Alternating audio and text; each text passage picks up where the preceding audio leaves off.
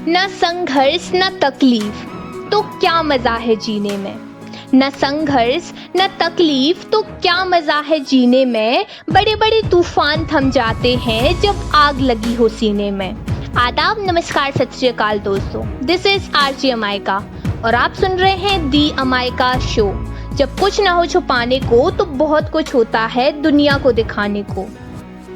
King of martial art एक ऐसे इंसान जिन्हें सुपर ह्यूमन भी कहा जाता है, जो एक सेकंड में 9 पंच मार सकते हैं, 1 इंच की दूरी से पंच करते हैं और सामने वाले आदमी को जमीन से उठाकर 5 मीटर दूर तक फेंक देते थे। और यहीं यदि किक की बात करें तो एक सेकंड में 6 किक मारते थे। और उसमें जो इनका सिग्नेचर मोड था, स्किप साइड किक, उस किक में इतना पावर होता था कि 80 से 90 किलो के आदमी तक को 20 मीटर तक दूर हवा में उछाल देते थे। और तो और जो 2 हाथों से एक बार में 1500 पुशअप, एक हाथ से 400 पुशअप, 2 अंगुलियों से 200 पुशअप और एक अंगूठे पर 100 पुशअप कर लिया करते, और वो भी एक ही बार में। ये सब बातें आपको काफी शॉकिंग लग रही होंगी कि कैसे कोई एक इंसान इतना सब कुछ कर सकता है। तो मैं आपको बता दूं कि ऐसे लोग भी होते हैं जो इस दुनिया की सोच से परे कुछ अलग ही कर जाते हैं। तो चलिए शुरू करते हैं कि वो कौन है और कैसे इतना सब कुछ हासिल किया। एक लड़का जिसका बर्थ 27 नवंबर 1940 को सैन फ्रांसिस्को के चाइना टाउन में जैक्सन स्ट्रीट हॉस्पिटल में हुआ। इनके फादर ली हुई चुन जो कि चीनी थे और ये एक ओपेरा सिंगर और एक्टर थे। एक्चुअली ये ओपेरा क्या होता है मैं आपको बताती हूँ। ये एक तरह का नाटकीय संगीत है। मतलब कुछ लोग ग्रुप में इकट्ठे होकर ड्रामा करते हुए गाना गाते हैं, या नॉर्मली कह सकते हैं उस गाने को ड्रामा के जरिए दिखाते हैं। इस ओपेरा सिंगिंग को यूरोप की कंट्रीज में बेहद पसंद किया जाता है।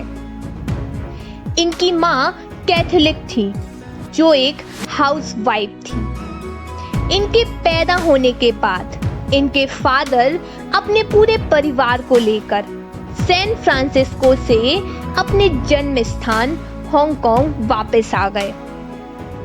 इनके फादर के ओपेरा स्टार होने की वजह से महज 3 महीने की आयु में ही इन्हें एक मूवी गोल्डन गेट गर्ल में एक बच्चे का रोल प्ले मिल गया और इन्होंने 3 महीने की छोटी सी एज से ही फिल्म इंडस्ट्री में अपना कदम रख लिया और अपनी 16 साल की एज तक इन्होंने 20 से ज्यादा मूवीज में रोल प्ले किया।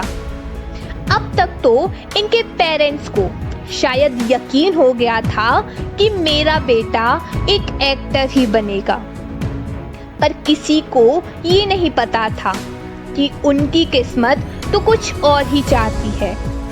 कहते हैं पानी जिस बर्तन में भरोगे वह उसी शेप में आ जाता है।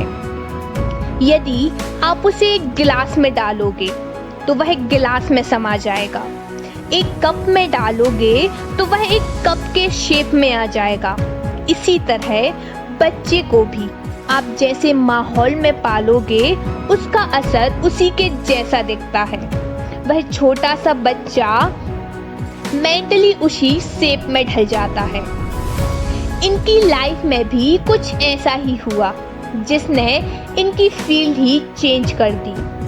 क्या था, जब ये 16 साल के थे तो उस टाइम इनके शहर में कुछ गुंडे आकर बस गए जो अपनी हरकतों की वजह से आम लोगों को बेहद परेशान करते थे, और इसलिए इन्होंने अपनी और अपने फैमिली की सेफ्टी के लिए मार्शल आर्ट की ट्रेनिंग लेना शुरू कर दिया। और यहीं से इनकी लाइफ ने एक टर्निंग पॉइंट लिया। इन्होंने यिप मैन से ट्रेनिंग ली, जो कि एक जाने माने ट्रेनर थे। यिप मैन ने इस 16 साल के लड़के को विंग चुन नामक फेमस मार्शल आर्ट सिखाया, जो सीखना आसान बात नहीं होती। अब जब भी गुंडे आते तो ये उन्हें करारा जवाब देते थे, पर उन गुंडों से लड़ने का अब इन्हें शौक सा हो गया था, और जहां भी गुंडों की खबर आती ये वहां पहुंच जाते, जिस वजह से इनके फादर बेहद परेशान हो गए और ना चाहते हुए भी इन्हें अमेरिका भेज दिया गया। कहते हैं जब इंसान अपने पैशन को चूज करता है तो उसे पाने के लिए वह कभी भी कुछ भी कोई भी रास्ता ढूंढ ही लेता है। इन्हें अमेरिका भेज दिया गया और वहीं इन्होंने एक गार्डन में लोगों को मार्शल आर्ट सिखाना स्टार्ट कर दिया। इससे एक और फायदा हुआ, इन्हें फाइनेंशियली थोड़ी सी हेल्प हो गई और उन्हीं पैसों से यूनिवर्सिटी ऑफ वॉशिंगटन में एडमिशन ले लिया। पर ये यहाँ भी नहीं रुके। अपनी कॉलेज के साथ साथ इन्होंने वॉशिंगटन यूनिवर्सिटी में मार्शल आर्ट सिखाना स्टार्ट कर दिया और उसी बीच इनकी मुलाकात लिंडा एमरी से हुई और दोस्ती कब प्यार में बदल गई पता ही नहीं चला। अगस्त 1964 में इन्होंने शादी कर ली और अब इनकी लाइफ पूरी तरह से सेट हो चुकी थी। और तभी इनके घर 2 नए मेहमान आए। इनके 2 बच्चे हुए, एक लड़का जिसका नाम ब्रैंडन ली और लड़की सैनन ली रखा गया। बड़े होकर ब्रैंडन ली भी अपने फादर की तरह एक एक्टर बने और लड़की एक अभिनेत्री बनी और इन्होंने कई मूवीज में भी काम किया।